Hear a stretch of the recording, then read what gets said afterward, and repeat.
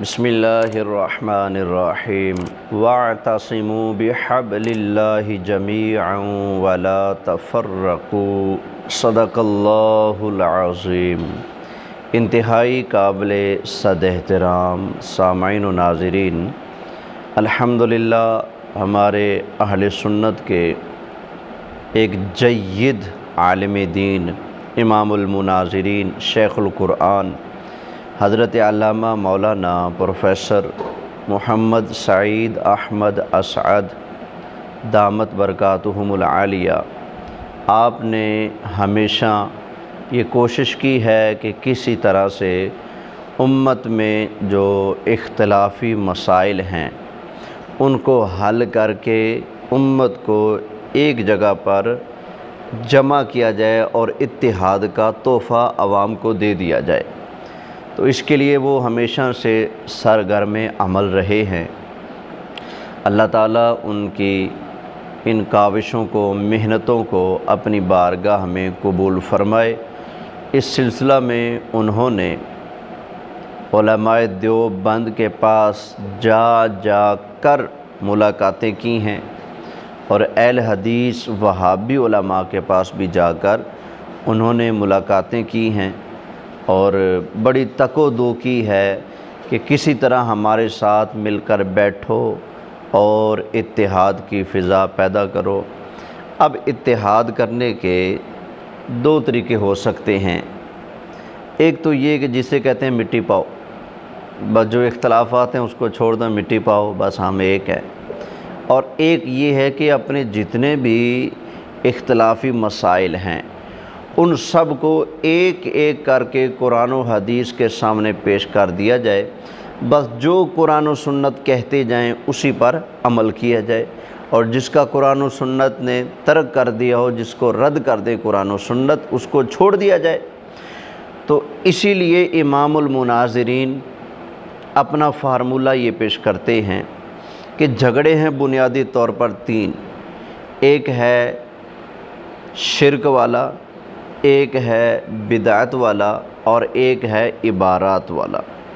ان میں سے دو الزام ہمارے اوپر لگتے ہیں کہ ہم اہل سنت، اللہ معافی دے، کہ ہم مشرک ہیں، ہم بدعتی ہیں، اور ایک الزام ہماری طرف سے لگایا جاتا ہے کہ تمہارے اکابرین نے اپنی کتابوں میں ایسی باتیں لکھی ہیں کہ جن سے نبی کریم صلی اللہ علیہ وآلہ وسلم کی شان اقدس میں تنقیص پائی جاتی ہے، حضور سید عالم صلی اللہ علیہ وسلم کی توہین پائی جاتی ہے۔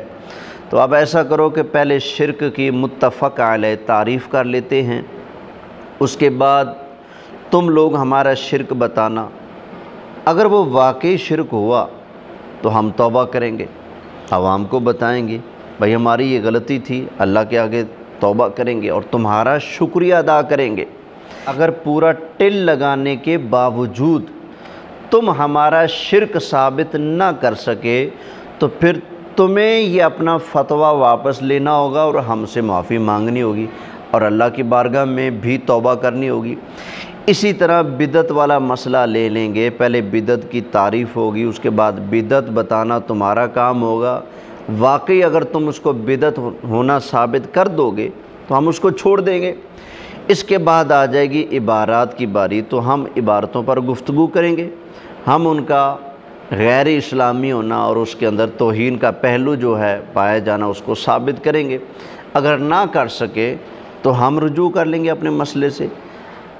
اگر تم نے ان عبارتوں کا صحیح طرح سے دفاع نہ کیا، قرآن و حدیث سے ان کی تائید پیش نہ کر سکے، تو یہی کام آپ کرنا، ان عبارات سے رجوع کر لینا۔ تو اس سلسلہ میں قبلہ امام المناظرین شیخ القرآن والحدیث علامہ سعید احمد اسعد نے بہت سارے دیوبندی علماء اور وہابی علماء سے ملاقات بھی کی ہے۔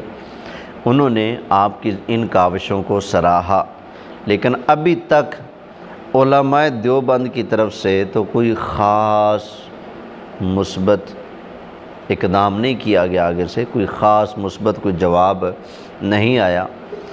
لیکن حال ہی میں ایک وہابیوں کے علامہ صاحب ہیں، انہوں نے علامہ صاحب کی اس بات کا جواب دیا ہے اور انہوں نے کہا کہ ہم ان تقویۃ الایمان کی عبارتوں سے اعلان براءت کرتے ہیں۔ میں آپ کو برملا طور پر ڈھنکے کی چوٹ پر کہتا ہوں، مرکزی جمعیت اہل حدیث پاکستان کے پلیٹ فارم سے، مولانا سعید احمد اسد صاحب آگے بڑھیے۔ میں جس عالم سے، جس مفتی سے، جس شیخ الحدیث سے کہیں، میں آپ کو تحریر لے کر دینے کے لیے تیار ہوں۔ آپ آگے بڑھیے۔ آپ اطمینان کا اظہار کر چکے ہیں، آپ کے اکابرین لکھ چکے ہیں کہ اہل حدیثوں سے توہین امیز عبارات ثابت نہیں۔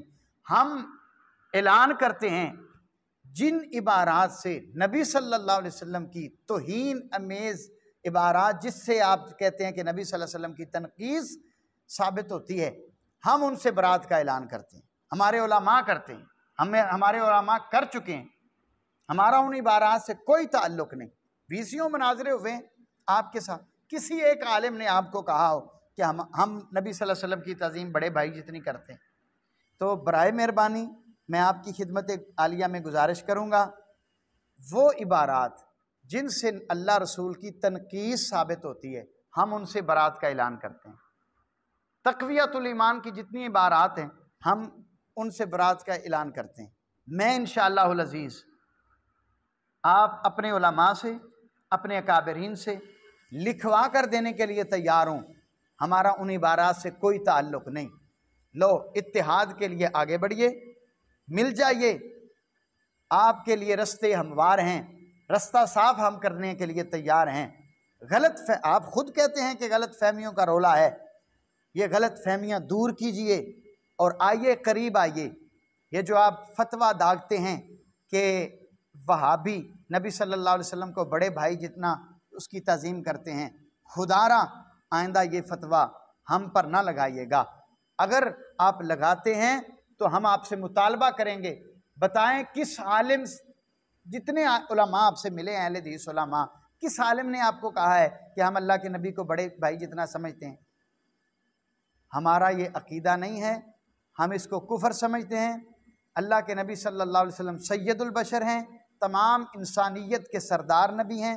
اللہ کے نبی صلی اللہ علیہ وسلم کا مقام و مرتبہ، ہم تو یہ کہتے ہیں کہ اللہ کے بعد سب سے عظیم ترین ہستی ہے تو محمد الرسول اللہ صلی اللہ علیہ وسلم۔ ان کو میں اس بات کی مبارک دیتا ہوں اہل حدیث وہابیوں کو کہ بڑی بات ہے جناب، آپ نے رجوع کا اعلان کیا، اچھی بات ہے۔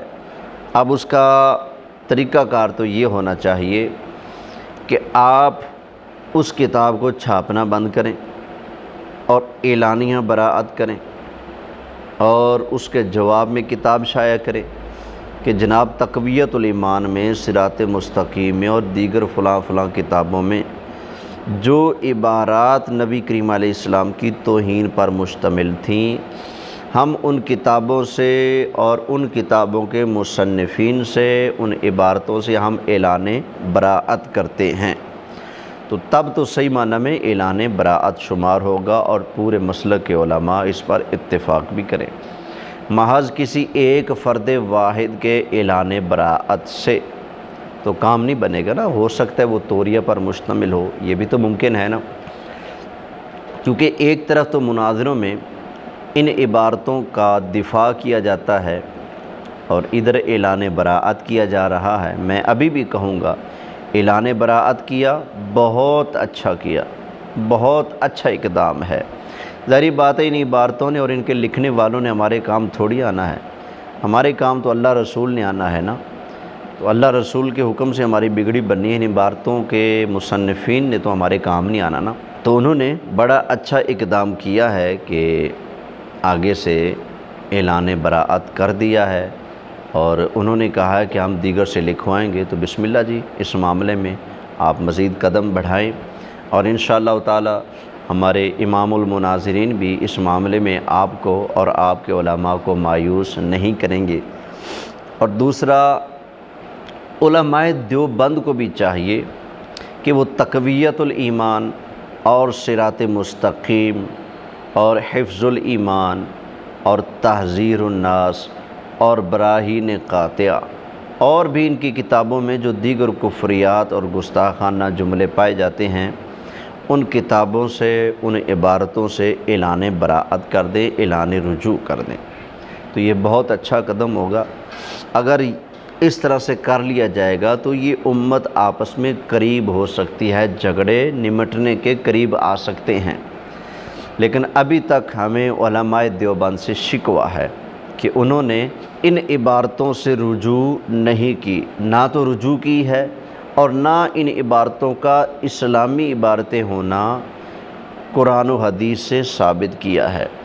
بلکہ حال ہی میں ایک دیوبندی عالم صاحب کی میں تقریر سن رہا تھا جس میں وہ ان عبارتوں کا دفاع کرتے ہوئے صراط مستقیم کے بارے میں کہہ رہے تھے کہ اس کے اندر ایسی عبارت تو موجود ہی نہیں ہے، حالانکہ صراط مستقیم میں واضح موجود ہے نبی کریم علیہ السلام کے خیال کو بیل اور گدھے کے خیال سے زیادہ برا کہا گیا ہے نبی کریم علیہ السلام کے خیال کو۔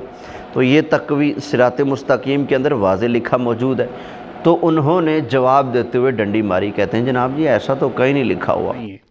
لہٰذا اردو کتاب سے تو حوالہ پیش کرنا یہاں بنتا نہیں ہے، اور فارسی والی عبارت میں کوئی ایسا لفظ ہی موجود نہیں ہے جس پر اعتراض کیا جائے۔ میرے سامنے جب بریلوی اور رضا خانی اس عبارت کو پیش کرتے ہیں تو میرا ایک سوال ہوتا ہے کہ اس عبارت میں گستاخی کا پہلو اور گستاخی کس جگہ پر ہے، کہاں عبارت کے کس جملے میں گستاخی کی گئی ہے؟ تو بریلوی آج تک اس بات کو جو ہے ٹالنے کی کوشش کرتے ہیں۔ انہوں نے اس عبارت کو، چونکہ اس عبارت میں صحیح مفہوم ان کو مل نہیں پایا، تو وہ اس عبارت کو بدلتے ہوئے کوشش کرتے ہیں کہ ہم اس کو کسی اور طریقے سے جناب اس پر عبارت پر اعتراض کر سکیں۔ فارسی زبان کی جو صراط مستقیم ہے اس کا ترجمہ، اس کی عبارت تو احمد رضا نے الکوکبۃ الشہابیہ میں بھی نقل کی ہے، اور میرے پاس صراط مستقیم کا مترجم ہے جس کو ترجمے کے ساتھ لکھا گیا ہے، ترجمہ جس کا شائع کیا گیا ہے، وہ بھی میرے پاس موجود ہے، جس کو بریلوی حضرات اٹھا کے پیش کرتے ہیں۔ میں انشاءاللہ آگے آپ کو بتاؤں گا کہ اس عبارت میں احمد رضا نے خیانت کیا کی، چونکہ ہمارا یہ سلسلہ دوسرا حصہ ہے، سلسلہ عبارات اکابر کا اور احمد رضا خان کی، اس میں خیانتوں کا۔ تو میں انشاءاللہ آپ کو یہ دونوں موضوعات آج بتاؤں گا، اور بتاؤں گا کہ احمد رضا اور بریلویت نے خیانتیں اس میں کیا کی ہیں۔ پہلے اس عبارت کو سمجھنے کی ضرورت ہے۔ بریلوی کہتے ہیں جی شاہ اسماعیل شہید رحمۃ اللہ علیہ نے اس میں نبی پاک صلی اللہ علیہ وسلم کے خیال آنے کو برا لکھا ہے۔ یہ الزام سراسر غلط ہے، 100%، 1000% غلط ہے۔ کیوں کہ شاہ اسماعیل شہید رحمۃ اللہ علیہ کی اس عبارت میں کوئی ایسا لفظ موجود نہیں جس میں یہ ہو کہ نبی پاک صلی اللہ علیہ وسلم کا خیال آنا بری بات ہے۔ حالانکہ آگے تو یہ بھی لکھا ہوا ہے کہ اگر نبی کریم علیہ السلام کا خیال آیا ایک رکعت میں تو آپ بدلے میں 4 رکعتیں پڑھو۔ اگر آپ 4 رکعتیں پڑھ رہے تھے، 2 رکعتوں میں نبی کریم علیہ السلام کا خیال آیا اور 2 رکعتیں بغیر خیال کے پڑھی ہیں، تو اب آپ 8 رکعتیں پڑھو۔ یعنی ایک رکعت جس میں خیال آئے تو ایک کے بدلے میں 4 پڑھنی ہے، 2 میں خیال آئے تو 2 کے بدلے میں 8 پڑھنی ہے۔ پھر کہتے ہیں اسماعیل دہلوی صاحب کہ اگر آپ نے 4 رکعتیں پڑھ رہے تھے اور 3 رکعتیں نبی کریم علیہ السلام کے خیال کے ساتھ پڑھی ہیں اور ایک حضور کے خیال کے بغیر پڑھی ہے، تو اب آپ بعد میں 12 رکعتیں ادا کریں، پھر آپ کی نماز قبول ہوگی۔ اتنا بغض نبی کریم علیہ السلام کے تصور سے نماز کے اندر۔ پھر آگے لکھا اسماعیل دہلوی صاحب نے کہ اگر 4 رکعتیں حضور کے خیال سے آلودہ ہو گئیں تو اب 4 کی جگہ 16 رکعتیں پڑھے جائے اور اپنے دل و دماغ سے حضور کا خیال نکالے، پھر 16 رکعتیں پڑھے، پھر اس کی نماز قبول ہوگی۔ تو یہ اتنا بڑا جو بلنڈر کیا ہے اسماعیل دہلوی نے، قرآن کی کس آیت میں لکھا ہے، کس حدیث میں لکھا ہے کہ نبی کریم علیہ السلام کا خیال اگر نماز کے اندر آ جائے تو وہ بیل اور گدھے کے خیال سے زیادہ برا ہے؟ کس صحابی کا یہ عقیدہ اور ایمان ہے؟ کس محدث اور مفسر نے یہ عقیدہ امت کو دیا ہے؟ تو یہ من گھڑنتو عقیدہ ہوا نا، گھڑنتو، تو یہ گھڑنتو عقیدہ جس کو تسلیم کر لینے سے نبی کریم علیہ السلام کی بارگاہ کی تنقیص لازم آتی ہے، گستاخی لازم آتی ہے۔ لہذا ان ساری عبارات سے رجوع کرنا چاہیے علماء دیوبند کو، رجوع کریں اور امت کو اتحاد کا تحفہ پیش کریں، اور قبلہ امام المناظرین کی جو دعوت اتحاد ہے اس کو قبول فرمائیں۔ علماء اہل حدیث بھی میدان میں آئیں، علماء دیوبند بھی میدان میں آئیں اور آپس میں بیٹھیں اور ان تینوں مسائل کو قرآن و سنت کے سامنے پیش کریں۔